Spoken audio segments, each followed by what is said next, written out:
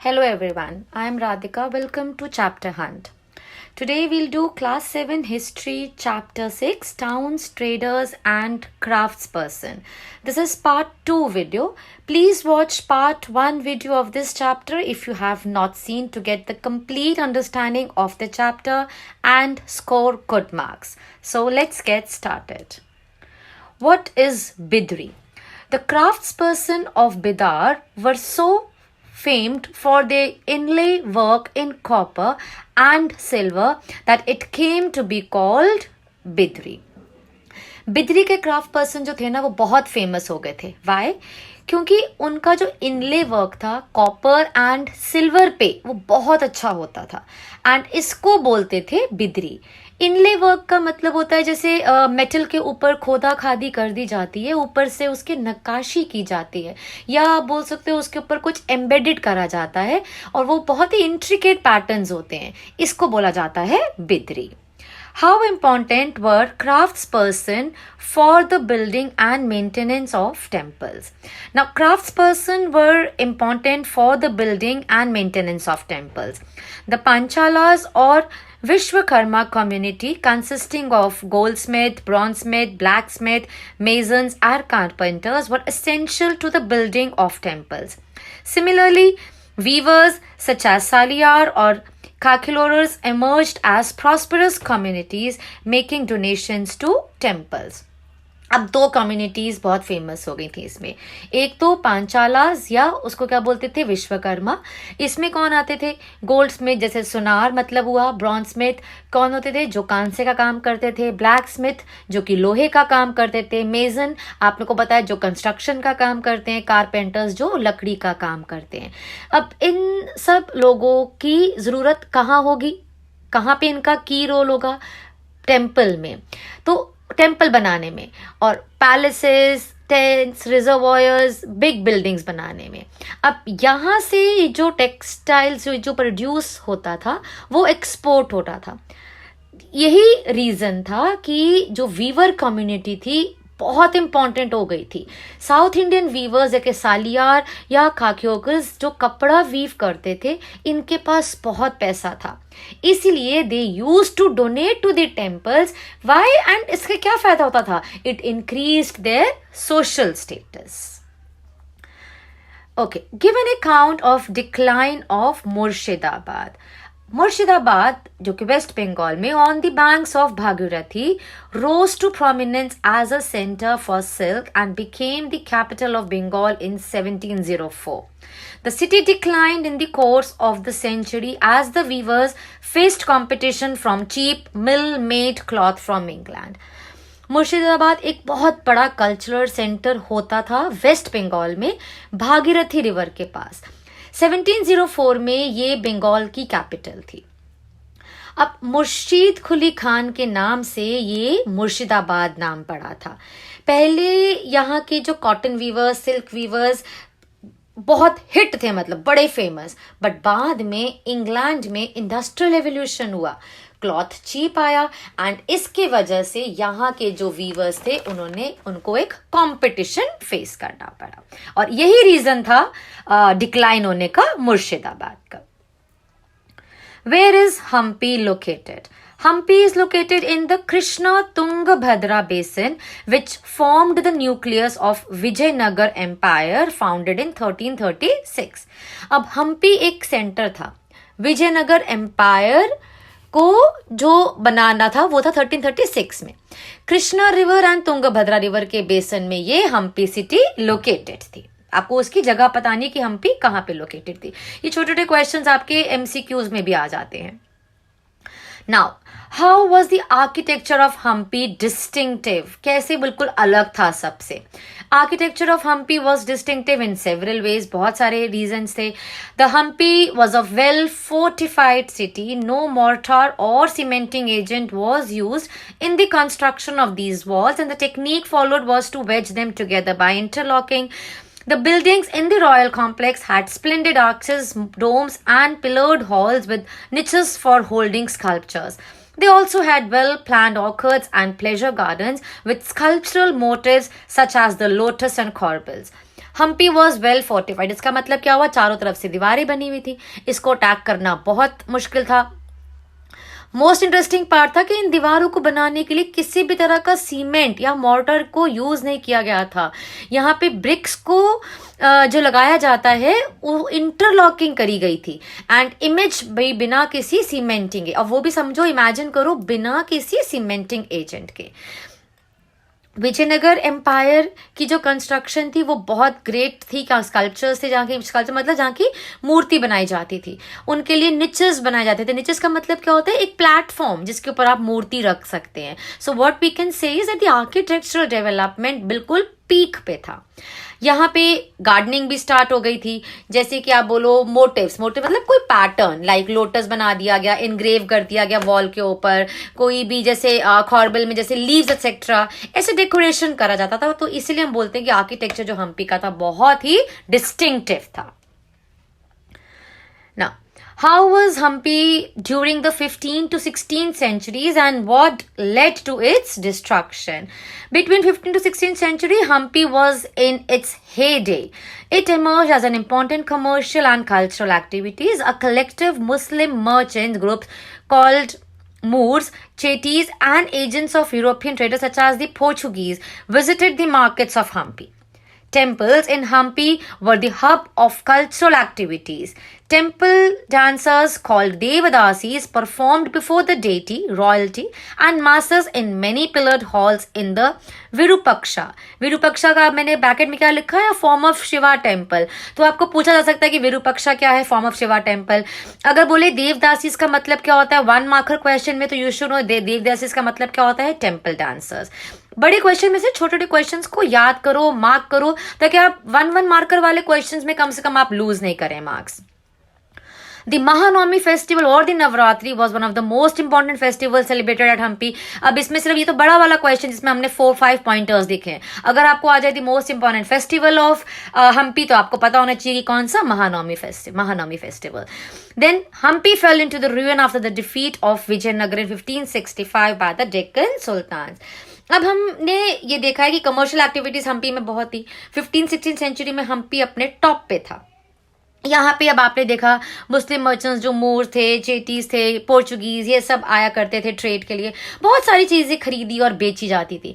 यहाँ के टेम्पल्स भी थे, हब था एक्टिविटीज का. यहाँ पे जो देवदासीज होती थी, जिन्हें टेम्पल डांसर्स कहते हैं, जो मैंने बताया, वो डेटी भगवान के सामने नाचते थे और रॉयल्टी मासेस देखते थे बैठ के. होता क्या था कि विरूपक्षा, जो कि हम्पी में एक बहुत बड़ा फेस्टिवल, महानवमी 1565 में यहाँ पे मतलब विरूपक्षा मनाया जाता था. विरूपक्षा आपको बता दिया मैंने, शिवा टेम्पल, वहां पे ये पिलर्ड हॉल्स वहां पे थे. फिर यहाँ का फेस्टिवल आपको बता दिया कि हमने महानवमी. अब 1565 में क्या हुआ कि जो आपका यहाँ पे जहाँ का सल्तनत थे, गोलकोंडा, बीजापुर, अहमदनगर, बिरार, बिदार, इन सब का ना मिलके क्या हुआ, एक वॉर जैसे छिड़ गया. और आप देखोगे इसमें ये जो था ये, और इसमें क्या हुआ था, विजयनगर, एंड यहाँ पे क्या होगा, यहाँ पे ये हार जाएगा. वन ऑफ द रीजन हारने का ये भी था कि जो रूलर इन सब जगहों का था, जो मैंने आपको बताया, गोलकोंडा, बीजापुर, अहमदनगर, बिरार, ये सब क्या थे, वहाँ के जो रूलर्स थे वो सल्तनत वॉज उनके मुस्लिम थे. और विजयनगर जो था, वहाँ का जो लीडर था, रूलर था, वो हिंदू था. तो एक फैक्टर ये भी था इसके र्यूइन होने का. Now, why did people from distant lands visit Surat? अब सूरत विजिट क्यों होता था? People from distant land visited Surat because Surat was the gateway of trade with आपका West Asia via the Gulf of Ormuz. यहाँ पे आपका ये था कि एक ये रास्ता था सूरत, जहाँ से कि ट्रेड करने के लिए वो लोग पास करते थे. Surat was has also been called the gateway to Mecca because many pilgrim ships set sail from here. मतलब आपको ना बेसिकली ये रास्ता हुआ करता था यहाँ से हर चीज का, तो इसलिए इसको बोला जाता था ट्रेड का रास्ता, यहीं से निकलती थी सारी शिप, तो इसलिए इसको बोलते थे gateway to Mecca. There was a big market for cotton textiles, one could find several retail and wholesale shop selling cotton textile. बहुत बड़ी मार्केट थी जहाँ पे कॉटन टेक्सटाइल्स थे, जो कि होलसेल और रिटेल भी यहाँ पे करा जाता था। Textiles of Surat were famous for their gold lace border, जो कि जरी का काम जिसको बोलते हैं, और इसकी मार्केट कहाँ होती थी? In West Asia, Africa and Europe. State built numerous rest houses for the visitors, बहुत सारे इन्होंने जैसे रेस्ट हाउस बनाए जहाँ पे विजिटर्स आके रुका करते थे। There were magnificent buildings and innumerable pleasure parks, बहुत ब्यूटीफुल सुंदर सुंदर बिल्डिंग्स थी, और इनन्यूमरल मतलब बहुत ही सारे, plenty of pleasure parks as well. Now, explain why Surat was the gateway for trade with the West. अब आपने बता तो दिया, अब आप रीजन बताओगे। Surat in Gujarat was the emporium of western trade during the Mughal period along with Cambay and Ahmedabad. Surat was the gateway for trade with West Asia via the Gulf of Hormuz. The city was cosmopolitan and the people of all castes and creeds lived here. In the 17th century, the Portuguese, Dutch and the English had their factories and warehouses at Surat. There were also several retail and wholesale shops selling cotton textiles. ये सब हमने अभी पढ़ा है, but you know कई बार I am just giving you this, कई बार question ऐसा पूछा जाता है, बच्चे कहते हैं समझ में नहीं आ रहा इसमें क्या लिखना है, वही पॉइंट्स को आपने दोबारा से कुछ और एक दो पॉइंट्स ऐड करके उस आंसर को लिखा है हमने। Now there were also several retail and wholesale shops selling cotton textiles. The textiles of Surat were famous for their gold lace border, अभी आपने पढ़ा। There were magnificent buildings and innumerable pleasure parks. The Kathiawar seth, जिनको महाजन भी बोला जाता था, ये भी आता है कि काठियावाड़ आपको वन वर्ड में, या money changers, had huge banking houses at Surat. ठीक है, अब आपने एम्पोरियम सुना होगा, आपने वी रिलेट दिस वर्ड किससे? कपड़े के साथ, like cottage emporium, handloom emporium, ठीक है। बट आपने यहाँ पे हमने क्या बोला? सूरत इनको वजह एम्पोरियम। अब यहाँ पे एम्पोरियम का मतलब क्या होता है? एक ऐसी प्लेस जहाँ डिफरेंट प्लेसेस से सामान ला के खरीदा और बेचा जाता है। सूरत जो गुजरात में है, मुगल पीरियड में वो एम्पोरियम था। वेस्ट एशिया के लिए जो शिप्स थी वो यहाँ सूरत से ही निकलती थी वाया गल्फ या स्ट्रेट ऑफ हॉर्मज। सूरत को बोलते थे गेट टू मक्का, अभी आपने पढ़ा सऊदी अरेबिया में जो है।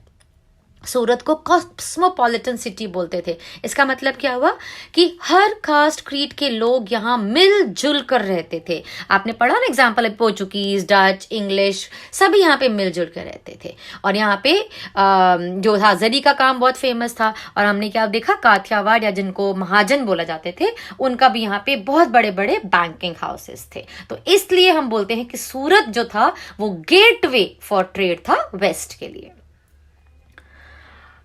Now, what did Rovington English chronicler wrote about Surat? उसने क्या लिखा? According to the English chronicler Rovington, there were about 100 ships from different nations could be found anchored. बंदी होती थी at the Suez Port, क्योंकि वहीं से ट्रेड होता था, गेटवे ऑफ ट्रेड था। तो ये उन्होंने ऐसा लिखा था। What was the significance of सूरत? हुंडीज, सूरत की जो आपने जो भी हमने कहा एक वर्ड आता है हुंडीज, वो किस लिए फेमस थी?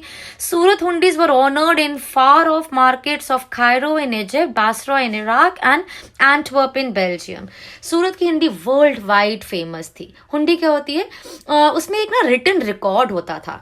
मान लो सूरत में एक पर्सन ने ऑथराइज बैंकर के पास कुछ पैसे रख दिए, फिर वो उसको हुंडी देगा जिसमें से लिखा होगा कि उसने इतने पैसे डिपॉजिट किए और उसको इतना पेमेंट देना है, तो इसको बोला जाता था हुंडी। तो अब आपको समझ में आया कि जैसे ये क्या होता था? यही इतनी सारी चीजें होने की वजह से ही हम कहते हैं कि सूरत एक इंपॉर्टेंट ट्रेडिंग सेंटर था। What were the reasons for decline of सूरत? अब वो बोल रहे हैं कि डिक्लाइन क्यों हुआ सूरत का? सूरत began to decline because of the following reasons. जैसे क्या हुआ? Factors responsible क्या थे? The loss of markets and productivity as a result, the decline of Mughal Empire, control of the sea routes by the Portuguese, competition from Mumbai where the English East India Company shifted its headquarters in 1668. ठीक है, Portuguese आप यहाँ पे enter कर गए थे, उनका naval power से कोई compete कर नहीं सकता था। कोई भी ट्रेडिंग के लिए आता था उसको वो वहीं रोक लेते थे, और बॉम्बे को अपना उन्होंने हेडक्वार्टर बना लिया था इंग्लिश ईस्ट इंडिया कंपनी 1668 में। तो यही रीजंस थे for the decline of Surat. Okay, This is an important question. Why did Masulipatam become prosperous and popular? अब द टाउन ऑफ मसूलीपट्टनम और मछलीपट्टनम भी जिसको बोला जाता था, लिटरली वो फिश पोर्ट टाउन हो गया। ले कहाँ होता था? On the delta of Krishna river. ठीक है, ये अब आपको शॉर्ट शॉर्ट चीजें आपको याद रखनी है। In the 17th century it was the center of intense activity. Both the Dutch and the English East India companies attempted to control Masulipatam as it became the most important part of the Andhra coast. The Qutub Shahi rulers of Golconda imposed royal monopolies on the sale of textiles, spices and other items to prevent the trade passing completely into the hands of the various East India Company. Fierce competition among various trading groups, the Golconda nobles, the Persian merchants, Telugu committee chettis and European traders made the city populous and prosperous. अब क्या हुआ? आपने पढ़ लिया, समझ में आया? क्योंकि अपने सारा वही डिटेल्ड आ रहा है। डच ईस्ट इंडिया कंपनी और इंग्लिश ईस्ट इंडिया कंपनी दोनों की टक्कर थी मसूलीपट्टनम पे कंट्रोल पाने की। वाई? बिकॉज मसूलीपट्टनम एक इंपॉर्टेंट पोर्ट, कहाँ का? आंध्रा कोस्ट पे। कुतुब शाह रूलर्स, गोलकोंडा के जो रूलर्स करते थे, इन्होंने वहां पे बहुत सारे टैक्स भी लगा दिए टेक्सटाइल्स और मसालों के ऊपर, और फिर इनको बहुत सारा कंपटीशन फेस करना पड़ा अलग अलग ग्रुप के मर्चेंट से, जो कि Golconda, Persian, Telugu, European traders, और इन्हीं सब चीजों से ये सिटी जो थी बड़ी प्रॉस्परस और पॉपुलस, फेमस होती गई। Who tried to play off Dutch and English against each other and why? As the Mughals began to extend their power to Golconda, their representative, the governor Mir Jumla, who was also a merchant, began to play off the Dutch and the English against each other. अब गोलकोंडा कहाँ था? ये था आपका south India में। औरंगजेब को Deccan southern part में ज़्यादा ही उसको वहाँ पे इंटरफेरेंस था। उसको मतलब ये देखा कि अच्छा खासा ट्रेड हो सकता है यहाँ पे, तो उसने अपना एक रिप्रेजेंटेटिव भेजा, मीर जुमला, जो कि वैसे एक मर्चेंट ही था। ही स्टार्टेड, उन्होंने क्या किया, वहाँ पे पॉलिटिक्स स्टार्ट कर दी। उसने डच और इंग्लिश को आपस में लड़ा दिया, और हुआ क्या, फाइनली 1686-1687 में मुगल एम्परर औरंगजेब गोलकोंडा पे कब्जा कर लिया उसने। What was the policy of English East India Company during this period? For English East India Company, it wasn't enough to have port connection with the production center. They wanted to have political, commercial and administrative control over their trading areas. अब European companies चाहते थे और port ढूंढना ताकि वो उस पर political, commercial, administrative control भी हो। सो मसूलीपट्टनम नहीं, अब तो वो बॉम्बे, कैलकाटा, मेड्रास सब जगह अपना ट्रेड शिफ्ट करना चाहते थे, क्योंकि उनको सब जगह अपना ये कंट्रोल चाहिए था। Okay, now how did the English traders emerge as the most successful commercial and political power of the subcontinent? अब in the 16th and 17th century, European countries were in search of किसके search में? Spices और textiles में, for European market के। In Europe and West Asia these commodities became, बड़ी famous हो गई थी यहाँ पे, मसाले और ये कपड़ा, textile. The English, Dutch and the French formed East India companies to expand their business in the East. अब English, Dutch, French ने अपनी companies बना ली। Among the Indian traders, there were notable Indian traders like Mullah Abdul Ghaffar and Virji Vora, who owned a large number of ships. In the beginning, they competed with the English, Dutch and French companies, but the European companies used their naval power to gain control over sea trade and forced Indian traders to work as their agents. अब हुआ क्या, ये जो Indian traders थे, जैसे कि आपने नाम पढ़ा मुल्ला अब्दुल गफ्फार एंड वीरजी वोरा, ये बड़े इन्फ्लुएंशियल थे, बहुत सारी शिप्स ओन करते थे।